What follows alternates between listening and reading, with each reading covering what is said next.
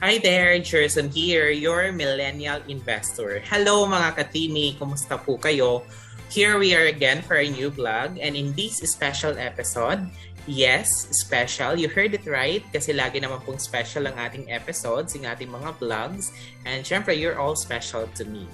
Ayan, for today, we will talk about how to start a conversation with a potential client or buyer. But before that, I just really wanted to thank you for supporting my channel. And please don't forget to like, comment, and share this video to your friends. And if you haven't subscribed yet, please click that subscribe button and hit that notification bell para lagi kayong updated in all of my vlogs and uploads. Ayan.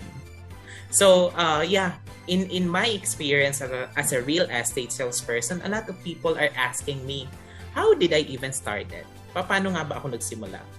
So I took a step back and even myself can't help but think, no? Paano nga ba ako nagsimula dito? And well, it all boils down to one thing, my determination. I think I'm determined to go out of my comfort zone and venture into something that's unknown. Because I'm always looking forward to something better, if not best. And in all that we do, there should always be reasons why in the first place we're doing it, right? Because that will remind us to keep pushing. And for me, there are a lot of reasons why. And in one of my vlogs soon, I'll be very glad to share to you what are my whys. Bakit nga ba ako nagsimula sa real estate? Kaya abangan nyo yan.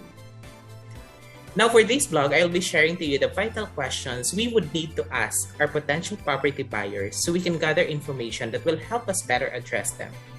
And of course, cater their needs. And in return, it will also help us streamline our processes in shortlisting properties among so many listings available, which eventually makes our work a lot easier and faster. So now, sa lahat ng mga nanonood sa atin ngayon, especially all the beginners out there, I only have this one thing to say. And every journey, the most challenging part is always the beginning. And the best time to start is now. Tandaan niyo yan. Okay, so what are the questions? Well, actually, we at Human Shelter Realty Corporation refer to it as the 5 golden questions. Remember that this is in no particular order, meaning you can shuffle the questions depending on the flow of your conversation so that it won't appear like it's very scripted and generic. You have all the freedom to ask the way you want it as long as you can capture everything. That's it. So now, let's begin. Ano pa bang hinihintay natin? Kundi, let's delve into what are these 5 golden questions nga ba? Okay. First is we have location. Okay? So when we say location, we're very specific. We need to ask, what is their preferred location? Saan mga ba nila gusto makakuha ng properties? It's very important because we have a lot. So, napakarami nating location available. So, just like for us, no, we're focusing in Laguna, Batangas, and Quezon Province. But if the buyer would love to have it in NCR, in Central Luzon, or saan mang lupalop ng Pilipinas, so we can help them. No, we can help them. We just really wanted to ask if where would they like to acquire properties. So it's very important. Alongside another factor, another question, which is income. Of course, we will need to determine how capacitated are the buyers in terms of their income. So if they're working for a private company, we would need to ask for their monthly salary, diba? So if they have a business, of course, if they're meron silang income from their business. So we will need the purpose of determining, or the purpose of asking their income is to determine their capacity to pay. Alongside another question, which is employment. Okay? So, employment, we will need to ask them if ano po ba yung trabaho nila? If they're locally employed, if they're OFW, they're working overseas, yan. If they're overseas Filipino workers, yan. If they are entrepreneur or even foreigners, no? So we have foreigners are still able to acquire properties pa rin naman, but they're limited to condominiums only. So hindi sila po pwede magmay-ari ng house and lot dito sa Philippines. Okay? So more of that, I will expound that further in one of my future vlogs. Yeah. So the determination on the employment actually because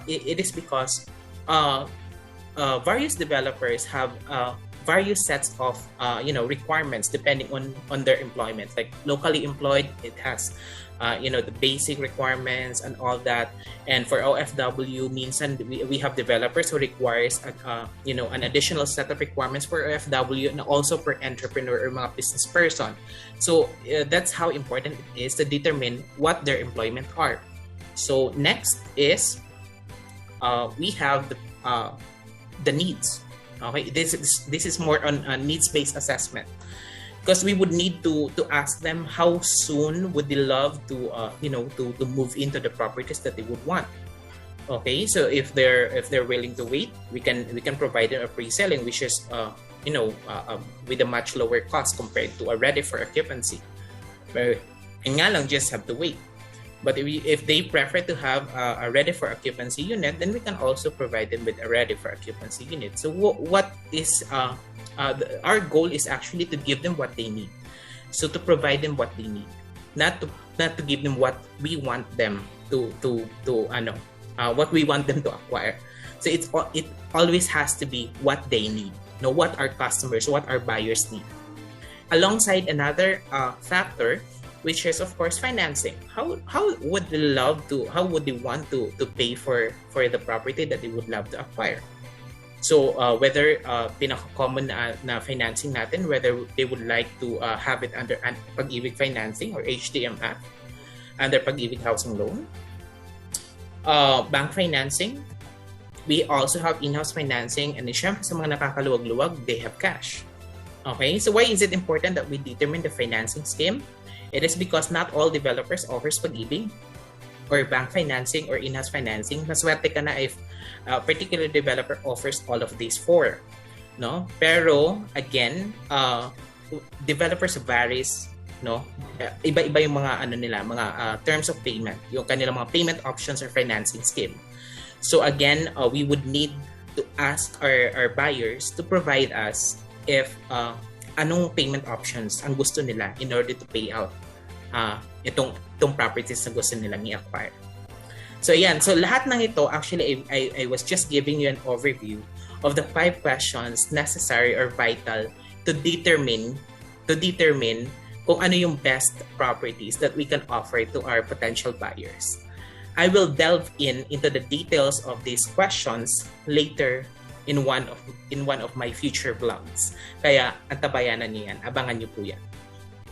So that's it, no? Yun po yung ating 5 questions, and hopefully may natutunan tayo, and this has been a very fruitful episode of our Kabuhayan series. Because dito sa channel ko, makakapag-invest ka na, makakapag-tour ka pa. Ayan. So this has been Jerson, your Millennial Investor, and see you again in one of my future vlogs. Bye!